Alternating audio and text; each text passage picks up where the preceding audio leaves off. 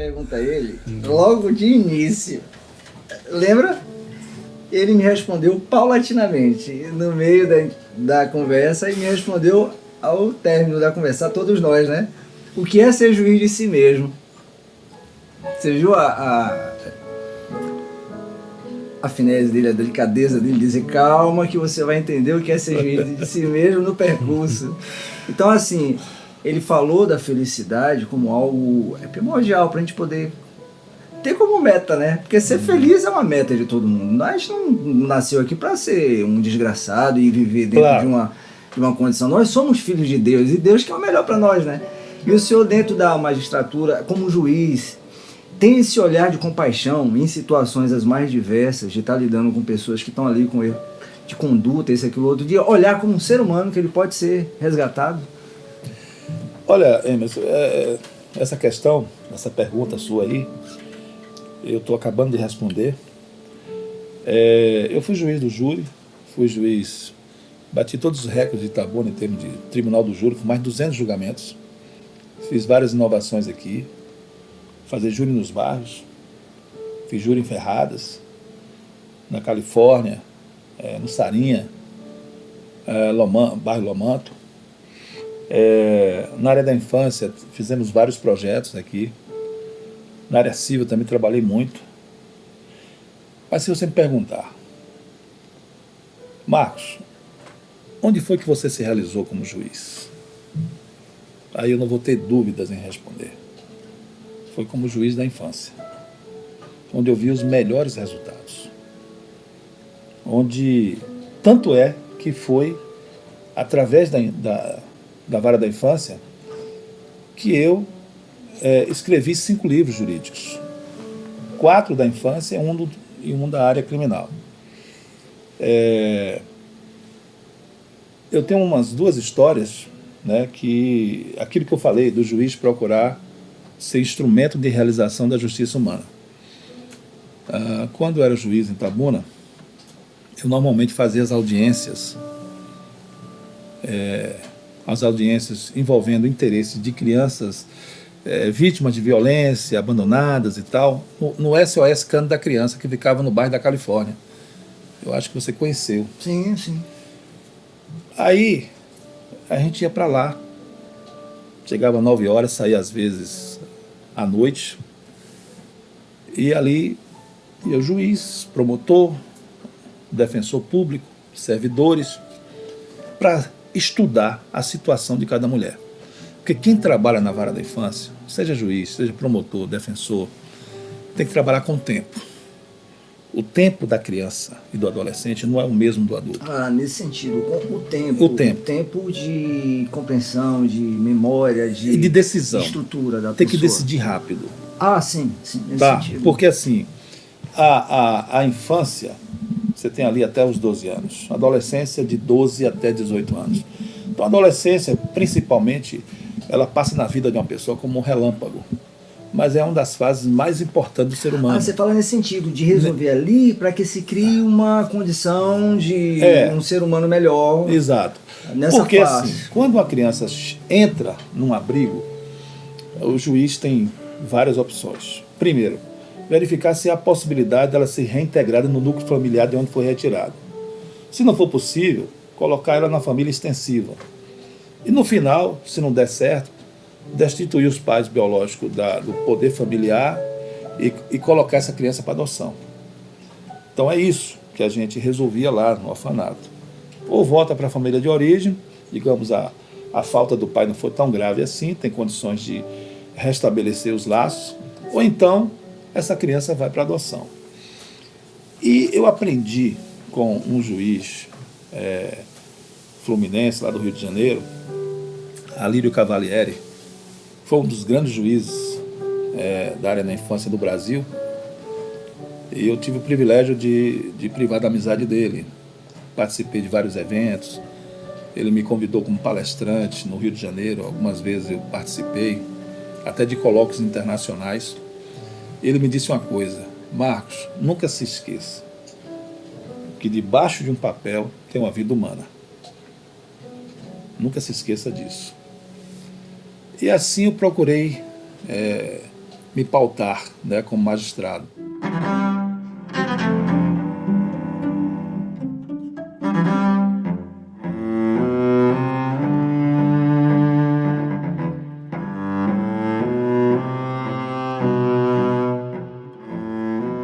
Então, quando eu fazia as audiências lá, no SOS Canto da Criança, que já estava no final, tinha um garotinho chamado Ayrton, que ele ficava me espreitando.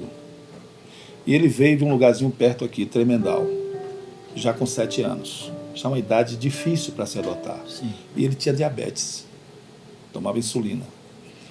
Aí todo mundo saiu, ele chegava para mim e falava: doutor Marcos, e aí, tem alguma família para mim? Aí eu chegava para ele e dizia: Ayrton, tenha calma, eu vou lutar por você. E aí, chegava no mês seguinte, eu fazia audiência. E ele continuava me espreitando lá. Esperar todo mundo sair. E aí, doutor Marcos, alguma família para mim? Aí eu disse: olha, ainda não. Bom, um certo dia, eu acho que veio a crise de diabetes, veio a crise da angústia de ter uma família, que ele foi destituído da família original, e ele quebrou o orfanato. Deixou de cabeça para baixo. Quebrou de quebrar Quebrou mesmo? tudo lá, fez com uma bagunça. 7 anos? 7 anos. Aí nós tiramos ele de lá temporariamente, depois eu fui conversar com ele, disse que não era daquela forma que se resolvia os problemas e tal. E eu falei: ó, seu dia vai chegar. Pode confiar em mim, seu dia vai chegar. Aí, uma certa feita, apareceu um casal de Curitiba para adotar uma criança aqui. E ele estava tudo legalizado, cadastrado, tudo certinho, vai adotar uma criança acho que de 3 anos, porque nenhuma pessoa do cadastro de Itabuna se interessou, aí você abre para o Brasil. E esse casal veio para adotar essa criança. E depois de um bom tempo aqui, no estágio de convivência, o pretenso pai chegou para mim no gabinete e falou: doutor Marcos, pelo meu cadastro, será que eu não poderia adotar mais um? Aí eu perguntei a ele: talvez. Quem é? Ayrton. Aí eu falei: só se for agora. Fale com o seu advogado para ele entrar com a guarda provisória, que eu defiro agora aqui. Aí, posso fazer isso? Pode fazer, fala com o seu advogado, rapaz. Manda ele entrar com pedido, eu vou deferir agora, você já vai para Curitiba com ele. Aí assim ele fez, e levou a Ayrton.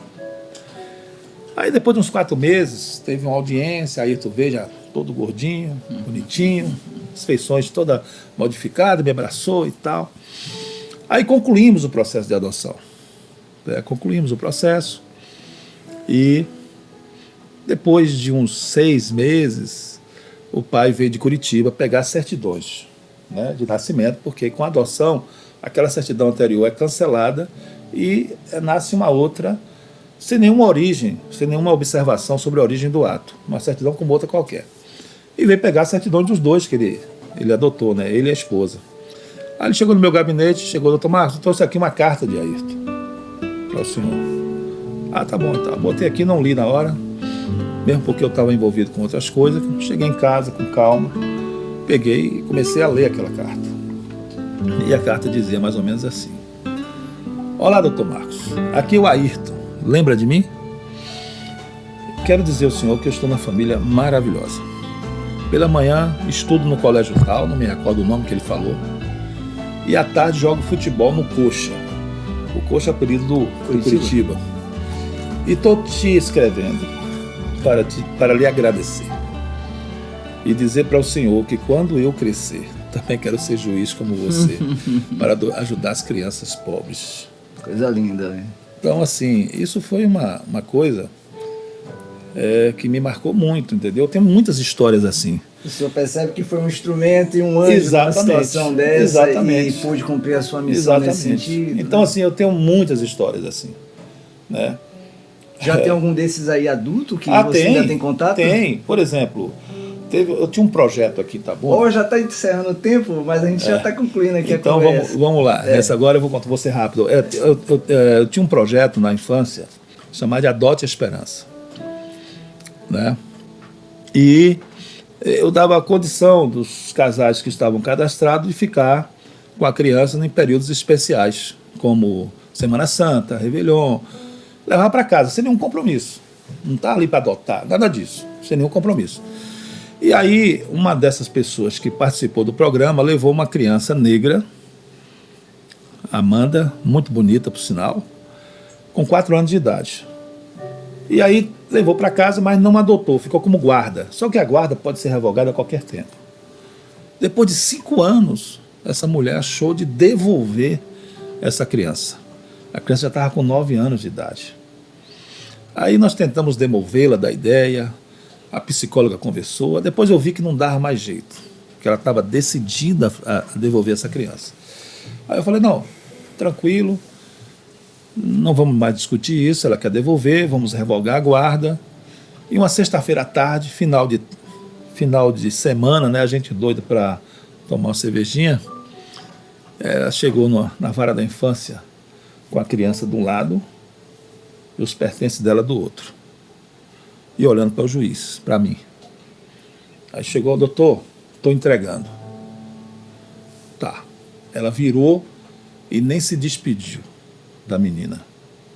E a menina estava assim. Você sabe que isso aqui é sinal de insegurança. O corpo fala, né? A criança, mãe vai me devolver para o orfanato. Aí eu falei, Amanda, fique tranquila, você vai ficar pouco tempo lá. Aí nisso, minha esposa, Rosana, havia chegado para me buscar.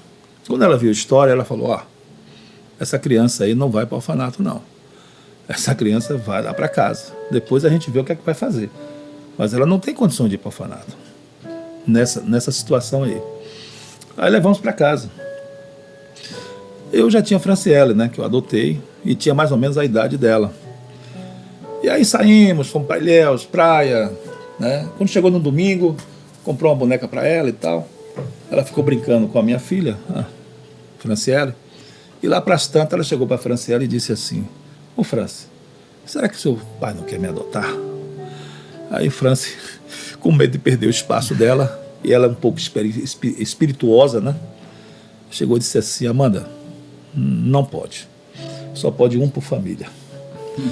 Aí chegou, eu estava assistindo o Fantástico, ela chegou e disse, meu pai, se a Amanda lhe perguntar se pode adotar, você vai falar que não pode, que a lei só permite um por família.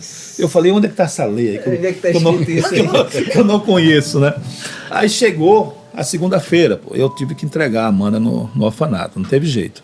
Olhava pelo retrovisor, ela chorava copiosamente. Bom, aí, tempos depois, nós mobilizei a vara da infância e para tentar ver se tinha alguém interessado em adotar aquela criança. Não havia nenhum candidato brasileiro. Aí eu recebi um telefonema, cerca de umas 3 semanas depois, de Salvador, dizendo que havia um casal italiano que estava interessado em Amanda. Aí mandaram uma professora de italiano, já veio aqui, já preparou. Enfim, a Amanda acabou sendo adotada por esse casal. E aí, como eu falei, ela era uma pessoa muito bonita. Ela passou a ser garota propaganda na Itália. Uau! Manequim?